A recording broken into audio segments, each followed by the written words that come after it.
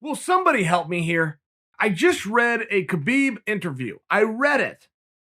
So there's always something can be lost in translation, right? It's tough enough if you're hearing it. Now somebody else has dictated it and then I've got to read it. But here's Khabib was talking about.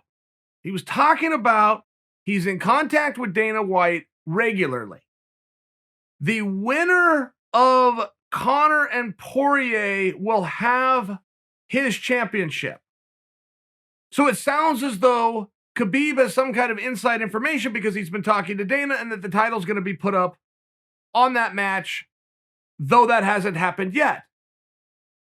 Khabib's manager, Ali, comes out on the backside of it and says, no, guys, you're misunderstanding. What Khabib is saying is the winner of that fight will fight for the championship, not the winner of that fight will win the championship. Okay, fine. I went back and reread it again. I could see how you could come to the interpretation that Ali clarified, and I can see how you could come to the original straight-up face value interpretation that I had initially, which is that the title is going to be put up in that fight. Khabib then said that the UFC, he respects what the UFC is doing because they are doing their job. They would like to entice and get him to come back, which he appreciates, but right now there's no opponent for him. If you put that statement in line with a different interview Khabib did, where Khabib made it very clear that it has to be new blood. Got to be a new opponent. I've already fought these guys. No point in fighting them again. If I'm trying to add to my legacy and or resume, I need a fresh guy. Which, by the way, if you at all interpret to mean that Khabib is saying, I will come back for the right X, Y, or Z, he's never said anything like that. So it gets very tough. I mean, I feel as though if there's one consistent here, and we can try to pick apart the things that he said and find inconsistencies, but guys, if we look at the consistent, the Khabib's not coming back. I mean, right? There's like nothing else that comes from any Khabib interview. Khabib has not dangled. He has not hedged. He is not like St. Pierre where he's in training every day and he's putting out photos. Henry Cejudo would be another great example. Hey, I'm retired. I'm done. Oh, by the way, look at me on Instagram. I just worked out for 2 hours. That's not what Khabib's doing. As a matter of fact, Khabib held a press conference. He's going in a totally different direction and has now started his own fight promotion and landed a deal with UFC Fight Pass. Wants to become like a feeder organization, have a working relationship with the UFC, bring his guys up, get them an opportunity, expose them over here. Fine. But it just sounds as though Khabib's moved on. This business is very interesting in this way. Okay, think of it in this perspective. Nobody is ever done with this business. You will wake up one day and find out the business is done with you.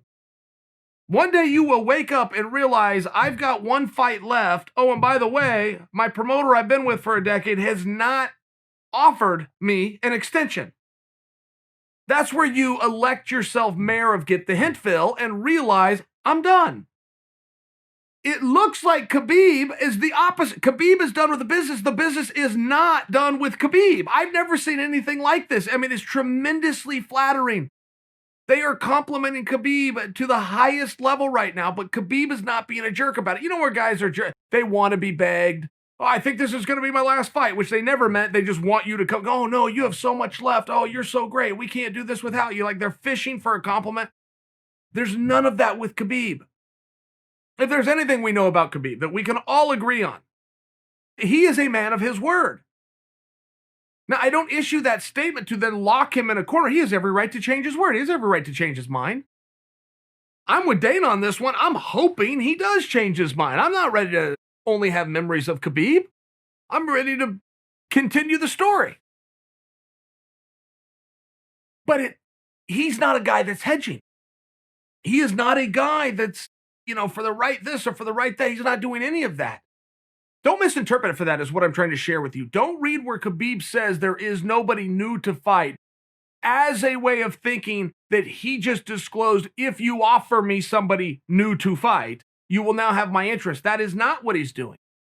He is doubling down, but I could see where you would misinterpret it for that. He is doubling down on his original premise of I'm done, and I've already done everything there is to do. As a matter of fact, the only thing that would be next would be the winner of Conor and Poirier. I fought both. It doesn't matter who wins. Been there, done that. So he's not hedging. Don't misinterpret it for that. He is supporting evidence to his original thesis. Khabib has not changed. It's very, very constant. And I think there does need to be a real discussion about how long can this go on, or should we just put the belt around Conor and Poirier? And Dana's not in a rush to do that. In fact, Dana has furthered his original statement of saying, no, there will be no interim championship anywhere. Not on Conor Poirier, not anywhere. Khabib is the champion. If that day changes, wherever the belt goes next at 155, we'll go with the undisputed champion. But it sounds as though Dana thinks there's some opportunity here. Oh, and by the way, there's not a huge rush. There's not. If we are at least in agreement that the winner of Conor Poirier is the one who goes on to fight for the title, let's say that's against Khabib. That's not going to be earliest until summer. So there's not a major rush to pull this title off of Khabib. And then if Conor Poirier go fight and whoever wins there is going to fight for the championship, okay, great. Well, now you just need to find who the next guy is. Do we get that out of the Hooker-Chandler match? Has Charlie Olive's done enough just by example? That's a conversation for another day. We've got half of it done. Who's the other half? I mean, it's one of these things where I don't think anybody's bluffing here. It sounds as though the opposite, where everybody's encouraging. It's the opposite of a bluff.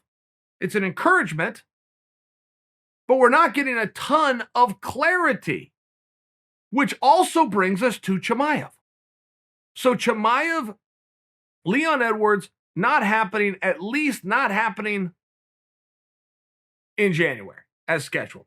Didn't happen in December, got moved to January, not going to happen in January. But the relevance to it being moved from December to January, generally speaking, if the UFC has a main event and one half of the main event falls apart, they will preserve that main event as best they can, which means they will keep the other half who did not fall out, bring somebody in new, and off you go. They elected to take that entire fight and move it to another date. I suppose a fair guess would be that they just do that again. It didn't happen in December, tried for January, not going to happen in January. Let's try for February and or March, but let's keep these boys together. That's what it would seem. The other side of the coin is a real conversation of if anybody had a rotten 2020, it's poor Leon. Things outside of his control, things that he did nothing wrong. Leon did nothing wrong, and nothing was going right for him. So Leon has issued a statement through social media saying, hey, Chimaev, get better. I'm sure our paths will cross soon, but I'm booked on January 20th, and I plan to be there on January 20th. That is his way of telling the organization, find me an opponent. That doesn't mean that that wish is going to be granted. It doesn't. And we also don't have any information as to why Chimaev is out. Illness, injury, COVID, right? Anytime a guy's missing a fight, we just assume it's COVID. We don't know, is my point. So we don't know if he's out for a week. We don't know if this was a passport issue and he's just got to get some paperwork done, which again would bring you back to week 10 days. We don't know if there's an injury that isn't being disclosed to us and he's out 5 months. We don't know. So if you could preserve that bout and just do it a little bit later, great, let's have the conversation. If we can't, we got to do something for Leon. I mean, Leon deserves something to happen, not to mention he's got to go to work. He's no different than anybody else. He's got to go to work. How long can we delay him? I don't have the answers to this. This is the mess and this is a problem, and I certainly hope that they get this situated and figured out. Kevin Holland has already offered to fill that void. Now, Kevin Holland fights at 185 pounds. That fight's at 170. I don't know how all that works. Don't really care. I really don't care. Kevin Holland is being serious. It's not a joke. Kevin Holland, I'll insert myself. I tried to get him to do a grappling match 7 days ago against Rumble Johnson, who outweighed him by 49 pounds. He didn't flinch.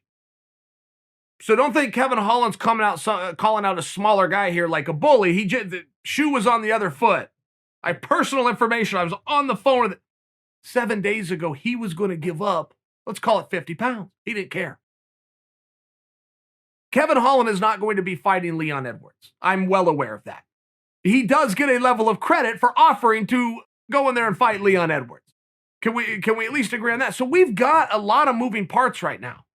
And there's a lot of balls up in the air trying to figure out where all of these things come down. What do we make of Khabib's interview? He said one thing, his manager said, you're misinterpreting it. Okay, fine. Conor Poirier is right around the corner. What's going on with Chimaev and Leon? Do we move the fight? Do we find somebody new for Leon? How concerned do we need to be about Chimaev? Is this an administrative issue? Is this a paperwork issue? Is it an injury? If it's an injury, then we need to give thoughts and bring positivity for Chimaev. How's Kevin Holland insert himself? What's going on with Neil Magny and Chiesa? That's another fight that was on the same card. Neil Magny, much like we'd like to see something good happen for Leon, we'd like to see something good happen for Neil. Neil's done some damn heavy lifting lately, and he really hasn't asked anything in return. I think it's a mistake. I don't like that Neil Magny doesn't come out and demand a little bit more. I think you miss every shot that you don't take. But either way, I think we agree something good needs to happen to him. Neil Magny versus Leon Edward. You could come up with a lot worse ideas. I'm not sure you could come up with one that's better.